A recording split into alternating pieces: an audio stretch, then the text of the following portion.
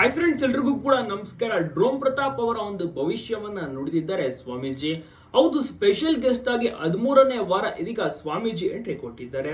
ಸ್ವಾಮೀಜಿ ಪ್ರತಿಯೊಬ್ಬರ ಒಂದು ಭವಿಷ್ಯವನ್ನ ನುಡಿತಾರೆ. ಅದೇ ರೀತಿ ಪ್ರತಾಪ್ ಅವರನ್ನು ಕೂಡ ಕೂರಿಸಿಕೊಂಡು ಡ್ರೋನ್ ಪ್ರತಾಪ್ ಅವರ ಒಂದು ಭವಿಷ್ಯ ಮುಂದೆ ಏನಾಗಿದೆ ಎಲ್ಲವನ್ನೂ ಕೂಡ ವಿವರಿಸ್ತಾರೆ.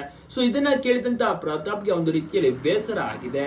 ಈ ರೀತಿ ಆಗೋಯ್ತಲ್ಲ ಒಂದು ನನ್ನ ಲೈಫ್ ಅಂತ ಕೂಡ ಅವ್ರಿಗೆ ಬೇಸರ ಉಂಟು. ಯಾವುದೇ ಕಾರಣಕ್ಕೂ ನೀವು ಫ್ಯಾಮಿಲಿಯ ಜೊತೆ ಒಂದಾಗಬಾರ್ದು, ಅಂದ್ರೆ ಸೇರ್ಲೇಬಾರ್ದು, ಒಟ್ಟಿಗೆ ಫ್ಯಾಮಿಲಿ ಇರಲೇಬಾರ್ದು. ಆಗ ತುಂಬಾನೇ ಡೇಂಜರ್, ಅಪಾಯಕಾರಿ ಅಂತ ತಿಳಿಸ್ತಾರೆ. ಸೊ ಒಂದು ಏಸಿಗೆ ಆದಂತಾಗುತ್ತೆ ನೀವು ಒಟ್ಟಿಗೆ ಸೇರಿದ್ರಿ ಎಂಬ ಮಾತನ್ನು ಕೂಡ ತಿಳಿಸ್ತಾರೆ. ಈ ರೀತಿ ಹೇಳಿದ್ರೆ ಎಂತವ್ರಿಗಾದ್ರೂ ಕೂಡ ಬೇಸರ ಆಗಿ ಆಗುತ್ತೆ. ಅದೇ ರೀತಿ ಡ್ರೋನ್ ಪ್ರತಾಪ್ ಅವರು ಆ ಒಂದು ಟೈಮ್ ನಲ್ಲಿ ಕಣ್ಣೀರ್ ಹಾಕಲು ಶುರು ಮಾಡ್ತಾರೆ. ಸೊ ಪ್ರೋಮೋದಲ್ಲಿ ನೋಡಿರ್ಬೋದು ಈ ರೀತಿಯ ಒಂದು ಟ್ವಿಸ್ಟ್ ಈಗ ಪ್ರಸಾರ ಆಗಿದೆ.